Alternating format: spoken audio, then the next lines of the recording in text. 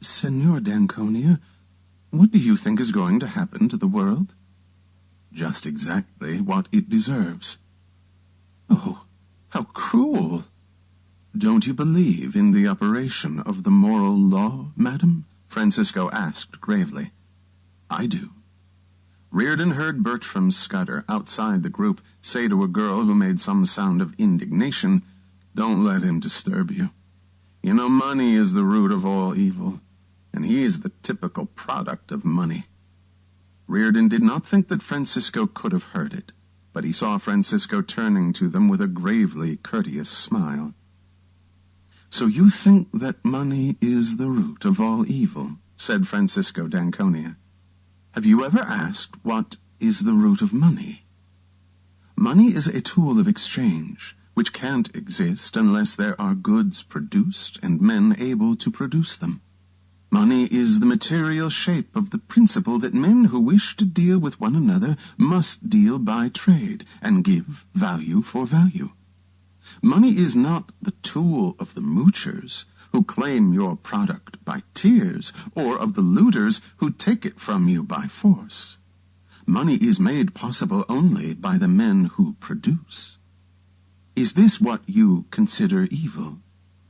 When you accept money in payment for your effort, you do so only on the conviction that you will exchange it for the product of the effort of others. It is not the moochers or the looters who give value to money. Not an ocean of tears nor all the guns in the world can transform those pieces of paper in your wallet into the bread you will need to survive tomorrow. Those pieces of paper, which should have been gold, are a token of honor, your claim upon the energy of the men who produce. Your wallet is your statement of hope that somewhere in the world around you there are men who will not default on that moral principle which is the root of money. Is this what you consider evil? Have you ever looked for the root of production? Take a look at an electric generator and dare tell yourself that it was created by the muscular effort of unthinking brutes. Try to grow a seed of wheat without the knowledge left to you by men who had to discover it for the first time. Try to obtain your food by means of nothing but physical motions, and you'll learn that man's mind is the root of all the goods produced and of all the wealth that has ever existed on earth. But you say that money is made by the strong at the expense of the weak? What strength do you mean? It is not the strength of guns or muscles. Wealth is the product of man's capacity to think. Then is money made by the man who invents a motor at the expense of those who did not invent it? Is money made by the intelligent at the expense of the fools? By the able at the expense of the incompetent? By the ambitious at the expense of the lazy? Money is made before it can be looted or mooched, made by the effort of every honest man, each to the extent of his ability. An honest man is one who knows that he can't consume more than he has produced. To trade by means of money is the code of the men of goodwill. Money rests on the axiom that every man is the owner of his mind and his effort. Money allows no power to prescribe the value of your effort except the voluntary choice of the man who is willing to trade you his effort in return. Money permits you to obtain for your goods and your labor that which they are worth to the men who buy them, but no more.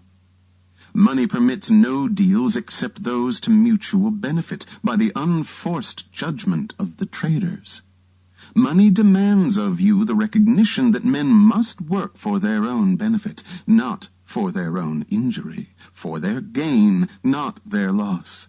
The recognition that they are not beasts of burden, born to carry the weight of your misery, that you must offer them values, not wounds, that the common bond among men is not the exchange of suffering, but the exchange of goods. Money demands that you sell not your weakness to men's stupidity, but your talent to their reason. It demands that you buy not the shoddiest they offer, but the best that your money can find. And when men live by trade, with reason, not force, as their final arbiter, it is the best product that wins, the best performance, the man of best judgment and highest ability. And the degree of a man's productiveness is the degree of his reward. This is the code of existence whose tool and symbol is money. Is this what you consider evil? But money is only a tool. It will take you wherever you wish, but it will not replace you as the driver. It will give you the means for the satisfaction of your desires, but it will not provide you with desires. Money is the scourge of the men who attempt to reverse the law of causality, the men who seek to replace the mind by seizing the products of the mind. Money will not purchase happiness for the man who has no concept of what he wants. Money will not give him a code of values if he's evaded the knowledge of what to value, and it will not provide him with a purpose if he's evaded the choice of what to seek. Money will not buy intelligence for the fool, or admiration for the coward, or respect for the incompetent. The man who attempts to purchase the brains of his superiors to serve him, with his money replacing his judgment, ends up by becoming the victim of his inferiors.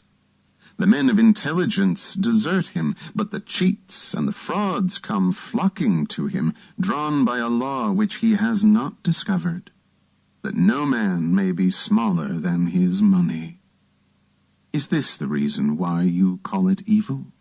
Only the man who does not need it is fit to inherit wealth. The man who would make his own fortune no matter where he started. If an heir is equal to his money, it serves him. If not, it destroys him. But you look on and you cry that money corrupted him. Did it? Or did he corrupt his money? Do not envy a worthless heir. His wealth is not yours, and you would have done no better with it. Do not think that it should have been distributed among you. Loading the world with 50 parasites instead of one would not bring back the dead virtue which was the fortune. Money is a living power that dies without its root. Money will not serve the mind that cannot match it. Is this the reason why you call it evil? Money is your means of survival. The verdict you pronounce upon the source of your livelihood is the verdict you pronounce upon your life. If the source is corrupt, you have damned your own existence. Did you get your money by fraud? By pandering to men's vices or men's stupidity? By catering to fools in the hope of getting more than your ability deserves? By lowering your standards? By doing work you despise for purchasers you scorn? If so, then your money will not give you a moment's or a penny's worth of joy. Then all the things you buy will become not a tribute to you, but a reproach, not an achievement, but a reminder of shame. Then you'll scream that money is evil. Evil because it would not pinch hit for your self-respect. Evil because it would not let you enjoy your depravity. Is this the root of your hatred of money? Money will always remain an effect and refuse to replace you as the cause.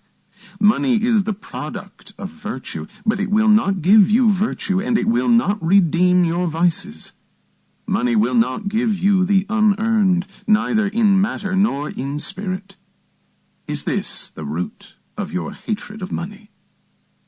Or did you say it's the love of money that's the root of all evil? To love a thing is to know and love its nature. To love money is to know and love the fact that money is the creation of the best power within you, and your passkey to trade your effort for the effort of the best among men. It's the person who would sell his soul for a nickel who is loudest in proclaiming his hatred of money, and he has good reason to hate it. The lovers of money are willing to work for it. They know they are able to deserve it. let me give you a tip on a clue to men's characters. The man who damns money has obtained it dishonorably. The man who respects it has earned it. Run for your life from any man who tells you that money is evil. That sentence is the leper's bell of an approaching looter.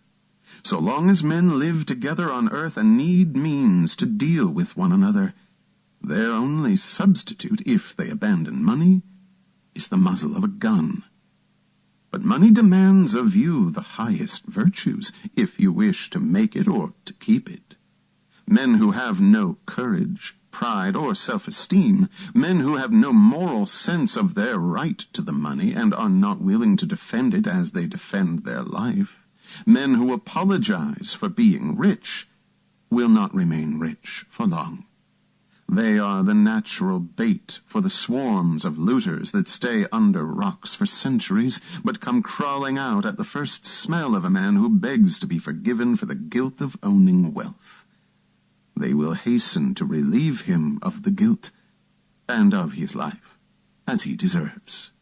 Then you will see the rise of the men of the double standard, the men who live by force, yet count on those who live by trade to create the value of their looted money, the men who are the hitchhikers of virtue.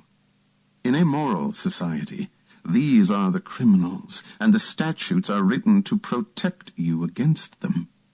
But when a society establishes criminals by right and looters by law, men who use force to seize the wealth of disarmed victims, then money becomes its creator's avenger.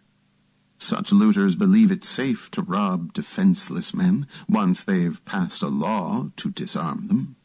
But their loot becomes the magnet for other looters, who get it from them as they got it. Then the race goes, not to the ablest at production, but to those most ruthless at brutality. When force is the standard, the murderer wins over the pickpocket. And then that society vanishes in a spread of ruins and slaughter. Do you wish to know whether that day is coming? Watch money. Money is the barometer of a society's virtue.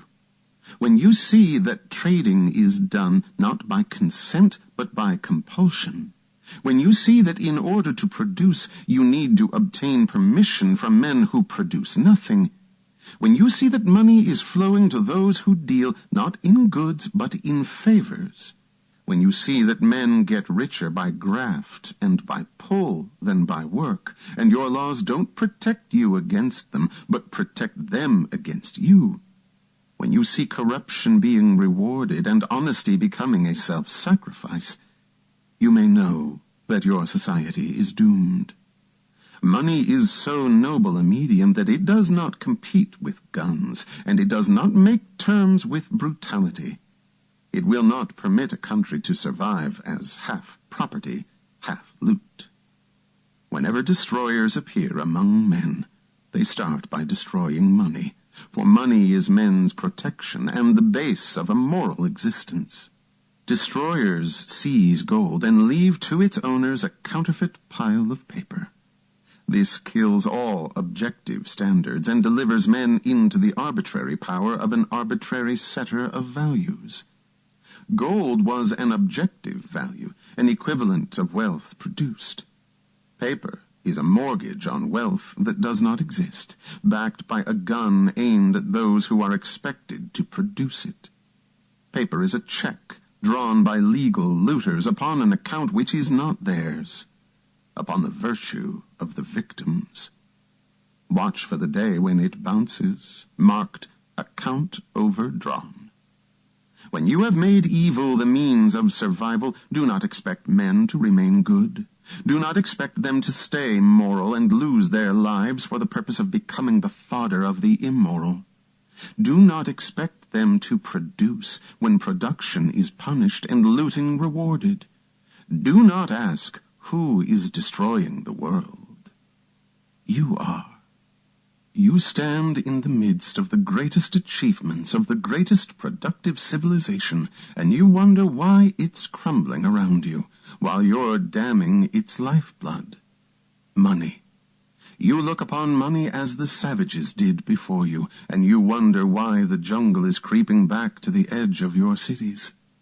Throughout men's history, money was always seized by looters of one brand or another, whose names changed, but whose method remained the same: to seize wealth by force, and to keep the producers bound, demeaned, defamed, deprived of honor. That phrase about the evil of money, which you mouth with such righteous recklessness, comes from a time when wealth was produced by the labor of slaves. Slaves who repeated the motions once discovered by somebody's mind and left unimproved for centuries. So long as production was ruled by force and wealth was obtained by conquest, there was little to conquer. Yet through all the centuries of stagnation and starvation, men exalted the looters as aristocrats of the sword, as aristocrats of birth, as aristocrats of the bureau, and despised the producers as slaves, as traders, as shopkeepers, as industrialists. To the glory of mankind there was, for the first and only time in history, a country of money. And I have no higher, more reverent tribute to pay to America, for this means a country of reason, justice, freedom, production, achievement. For the first time, man's mind and money were set free, and there were no fortunes by conquest, but only fortunes by work. And instead of swordsmen and slaves, there appeared the real maker of wealth, the greatest worker, the highest type of human being, the self-made man, the American industrialist.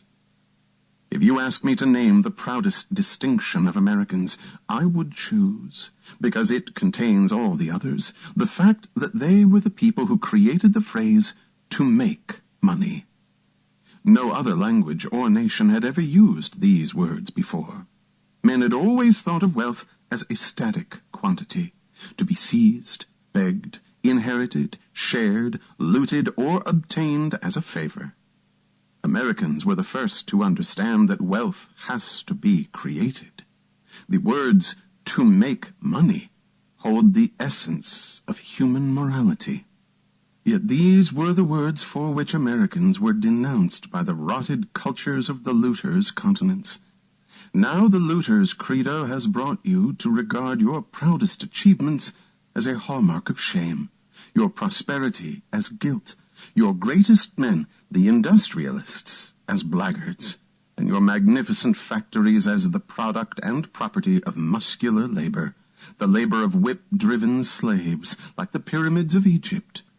The rotter who simpers that he sees no difference between the power of the dollar and the power of the whip ought to learn the difference on his own hide, as I think he will. Until and unless you discover that money is the root of all good, you ask for your own destruction. When money ceases to be the tool by which men deal with one another, then men become the tools of men. Blood, whips, and guns, or dollars. Take your choice. There is no other, and your time is running out.